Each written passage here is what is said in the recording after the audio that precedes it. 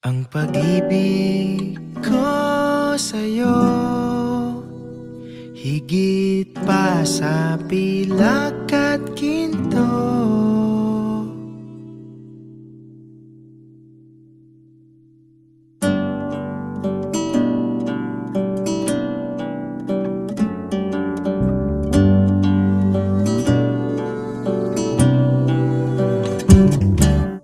Di ko maipaliwanag ang nadarama, naglalaro sa aking isip, galakat ka. May nagkaroon ng event sa company. Tapos syempre, required yung mga babaeng naka-gown, naka-makeup, tapos yung mga lalaki naman naka-coat, ayan, formal, ganyan. At time na nakita niya akong naka-gown, nag-ayos, ayun. Tapos parang nasabi niya na, wow, ang ganda naman ni Jen. Ayun, tapos doon na nag-start yung parang nagkagusto na siya sa akin. Dumating na. Love, unang-una sa lahat, sobrang thankful ako sa'yo. Thank you sa lahat ng binigay mo, sa oras, sa pagtsatsaga, sa ugali ko. Pero ito yung mapapangako ko sa'yo na lahat ng goal natin, unti-unti natin makukuha. Malayo pa tayo sa gusto natin, pero medyo malayo na tayo sa dati. So, ang mapapangako ko sa'yo, ngayong taon, makukuha natin gusto natin. Yun lang. And I love you so much. Sa pagsuyo mong bigay sa akin. Love, itong bag na ito is magagamit mo siya sa work.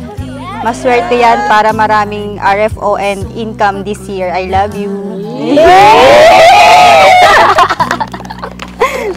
Love, alam ko mahilig ka sa pabango. Kaya ayan, napili kong gift sa'yo.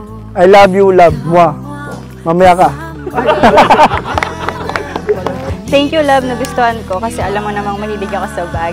Love, salamat sa pabango at sa cake. Mamaya eat kita. Salamat.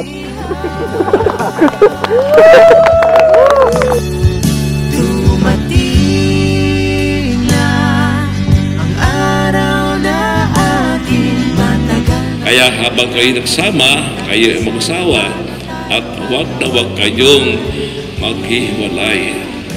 Ano man ang maging kalagayan ng inyong buhay. Matutupad lahat ng ipinagdasal, ikaw at ako'y akda na may kapal.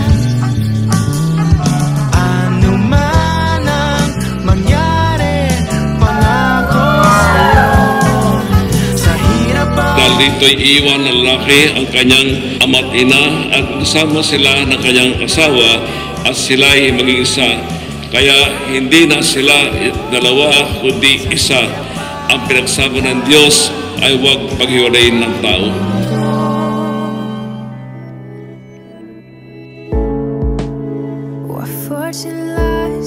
Hi, love. Gusto ko lang malaman mo na I'm so thankful that you came into my life. Ikaw yung malaking blessing na hiniling ko kay Lord na binigay niya. Yung isang partner na makakasama ko habang buhay. Thank you, love, dahil pinaramdam mo sa akin lahat ng kaya mong ibigay. Yung pagmamahal, pag-aalaga, at walang sawang pag-uunawa.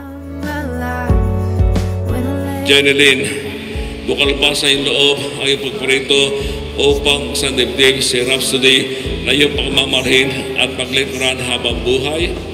Yes, Father.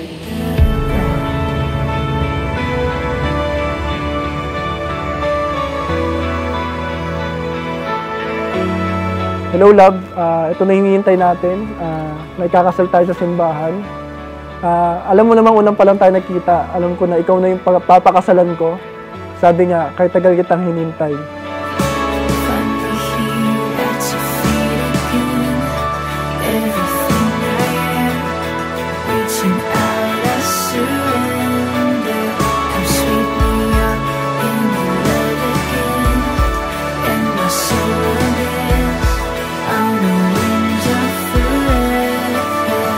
Kaya nga yung pagsama ng mag-asawa ay lagi kong ihantulat sa tripod. Ang tripod, tatlo ang paa, yung patungan ng camera. Yung isa ay si Rhapsody, yung isa ay si Jeneline, at yung pangatlo ay walang iba kundi ang ating Panginoon Jesus. My soul breathing, I feel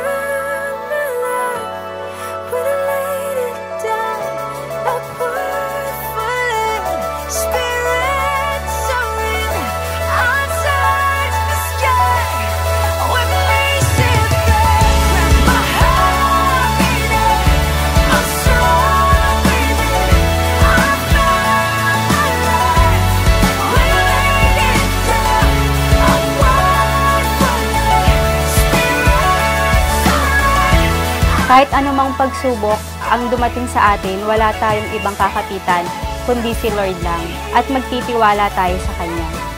Dahil alam ko, mas maganda yung plano ni Lord para sa atin.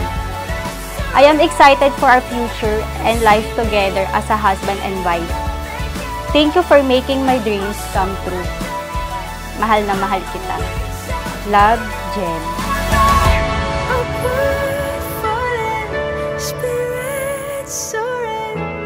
Touch the sky, women knees hit the ground.